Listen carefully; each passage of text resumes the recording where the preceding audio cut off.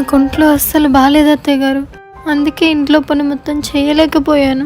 చిన్నోర్మి, నీలాంటి కోళ్ళు నా ఇంటికి రావడం నా దురదృష్టం. సనిలా దాపరించావు కదే. అమ్మా తల్లి రామ్మా.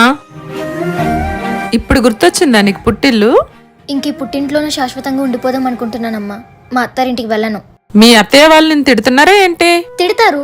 ఇప్పుడు నువ్వు నీ కోడల్ని ఎలా తిడుతున్నావో మా అత్త కూడా నన్ను అలాగే తిడుతుంది. నువ్వంటే నా కూతురువి. నిన్నెవరైనా ఏమనంటే నేను తట్టుకోగలనా? మరి నీ కోడలు కూడా ఒక ఇంటి కూతురే కదమ్మా. వాళ్ళమ్మ కూడా నీలానే బాధపడుతుంది కదా.